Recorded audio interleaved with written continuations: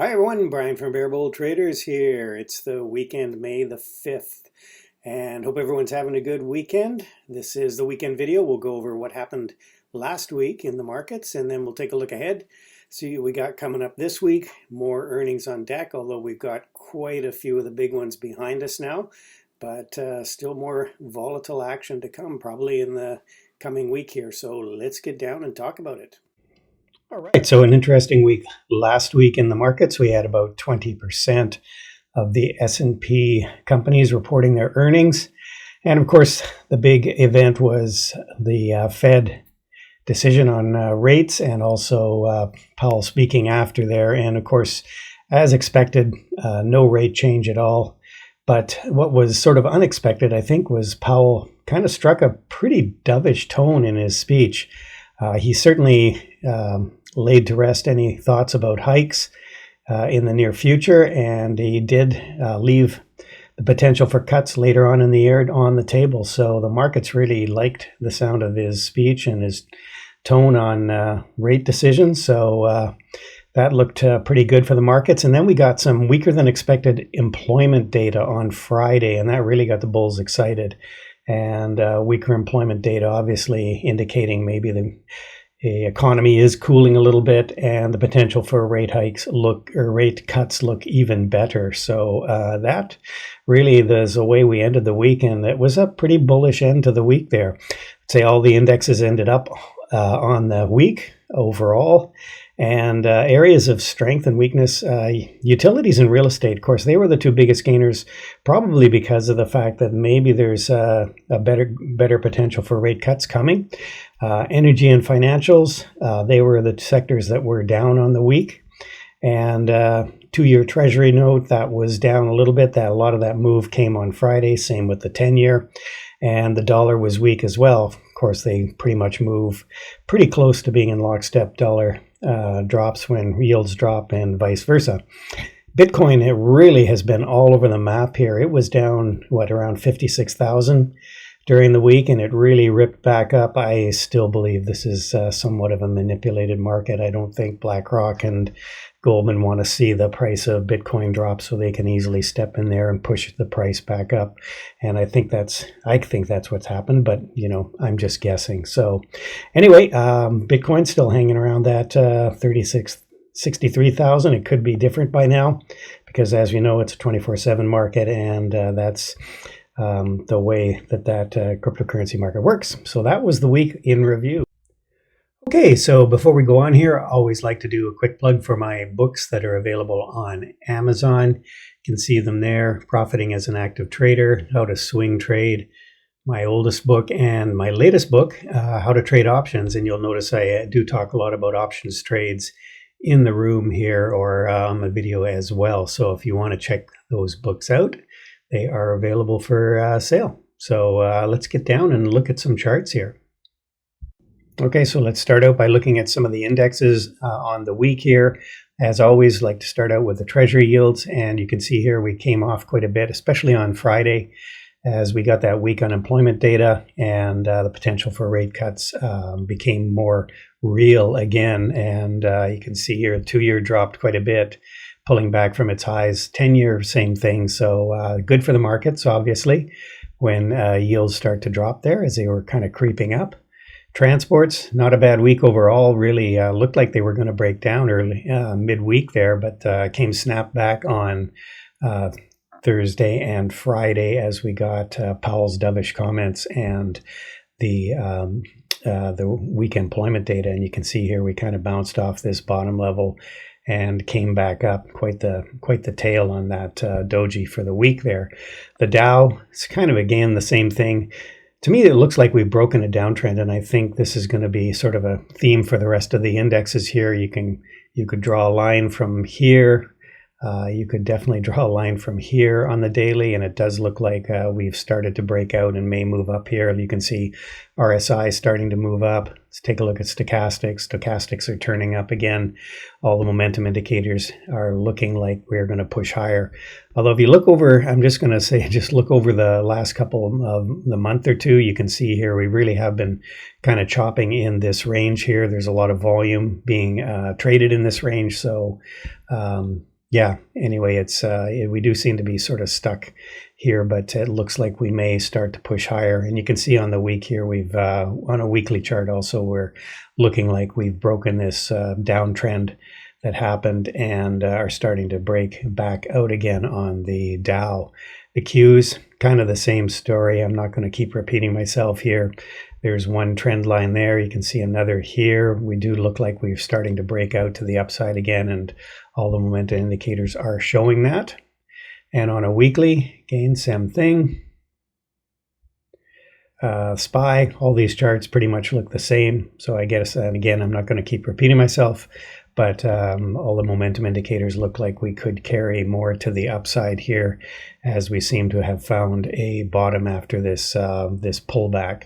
Would have been a bit of a better pullback if we'd have gotten back down to this level here on the SPY, but it does, markets don't always behave the way you want them to. And the IWM, again, we've spent a lot of time just chopping in this range here, and right now we're pretty much testing the upper end of this range again. We're going to test the upper end of this range, which is around 206, 207. Again, not a great day on Friday with this doji candle here. Like it just, it's well off the highs, finished below the open price. But again, we do seem to have broken out of this this downtrend that has happened. So we'll see if we can get some follow through. But if interest rates continue to look like they're going to drop, the interest rate sensitive stocks like the small caps and mid caps are going to benefit more. VIX really drove off, and of course the dollar down because yields were down as well. And on a week, you can see here, we've really topped out there as rates have started to drop. Bitcoin, we're actually up over 64,000 now. Again, 24/7 market. But you can see here a massive pullback during the week, down to 56,500. And then they pushed it back up after losing this sort of 60,000 level, which was important. So definitely some support under there. And I think, there's going to be the players will come in and support it. They don't want to see it drop. That's kind of the way Bitcoin, I think, trades right now. And that's it for the markets overall. All right, let's take a quick look at some of the current positions I've got on here. BA, as you know, I've still got these 260 calls. I keep saying I'm going to sell them. I've tried to sell them really cheap, and nobody's picked them up yet. I did sell some 160 calls, or 160 puts, I should say, down here, and they expired worthless on Friday. And I'm going to be looking to do the same thing again, so we'll talk about that in the potentials for coming up this week. Still got some gold here, still sitting on that. It really hasn't moved much in the last couple of weeks, so it's just hanging around there. NVIDIA, I'm still long here, and I think NVIDIA is going to break out again, and this is, again, another potential trade for the coming week. And yeah, that's sort of about it.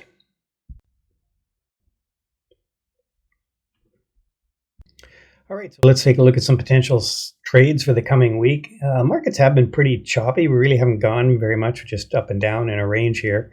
But there are some opportunities here that I think are looking positive for the week.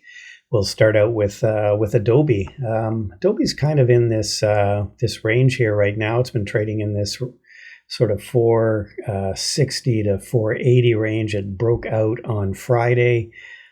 It's got a lot of work to do to come back up into this range here. There's a lot of people that are stuck in this range, and will be looking to get out if they can get a price up around 500. So I think there is some potential for Adobe to go up and retest 500 here in the coming weeks. There's a huge gap to fill right here. I think that would be a long-term goal, but right now I think Adobe looks interesting for a long or possibly a option trade, a long option trade if you're interested in that. You could buy some or sell some 480 puts and then buy 500 calls or 490 calls. Those are some of the options you've got there. Boeing actually looks interesting. I did sell the 160 puts, as I mentioned already, and they expired worthless on Friday. And we've come back up here to retest this this level of resistance. but I think we may pull back a little bit, but I believe a bottom has been put in on Boeing, and potential for it to go higher in the coming weeks as well, as we seem to have found a bottom, and sort of the news is baked in. I'm still watching Ethereum. It's still not trading that well. It's still in a downtrend, so still waiting for some news on some ETFs that are coming out here. Google really had an interesting day Friday, really sold off and then came right back up to close the day near the high, just below it, or near the open, and obviously near the high as well there. So Google had a pretty much a round trip day Friday. Still looks possible for it to push back up, close this gap, and then maybe retest that high of 175 for next week or two. Meta looks interesting here. It looks, again, sold off quite a bit on the earnings, put in this higher low, which is quite interesting, and now looks like it's breaking out of this trading range here, this little box, and we're up into an area where there was some prior, I would say call it support, because we gapped up and then found support and then went higher. So a lot of people in this stock in this area. You can see the volume. That's why it's good to know where the buying and selling was. So there's going to be a lot of interested sellers in this area looking to get back to break even. So I think that there's a bid here definitely on Meta. I think it's found a bottom, but I think we're going to have to do a lot of work to get it back up through here. So again, you can just patiently hold or possibly sell some options, use some options to trade this, sell the 440 puts, and maybe buy the 465 calls, and sell the 480s. Again, significant area of support, which will now be resistance on Meta. Netflix is another one. Looks like it's put in a bottom after the earnings report. Looks like it wants to go higher, and sort of same comments as I made with Meta. And you can see here one sector that's really breaking out here. Wednesday, Thursday, and Friday is the utilities. So when interest rates drop, utilities become more attractive, because utilities they issue debt, and so when treasuries go up, utilities have to pay more for their debt. So when treasuries drop, utilities don't have to pay as much because they're not competing with treasuries. So utilities certainly looking interesting here as they break out, and potential for interest rate drops. So that's it for some of the potentials for the week, but utilities look fairly good here for just a long, and I believe a lot of utilities would pay a dividend as well. So there you go. All right, so let's wrap things up here. There's your levels on the Dow's, QQQ, SPY, and IWM, support and resistance levels. It's kind of a light week in terms of economic events. We got a lot of Fed speakers coming on this week. They typically don't move the markets that much. It's usually Powell that moves the markets around, but we do have a few things: consumer credit, consumer sentiment, wholesale inventories, but again, pretty light week there. And as far as earnings coming up this week, we do have a fair amount of earnings on Tuesday and Wednesday. We've got Disney, that'll be interesting. Race, Nikola, Rivian, some of the East and the car stocks. Few oil companies, Oxy, Marathon a little later on, I believe.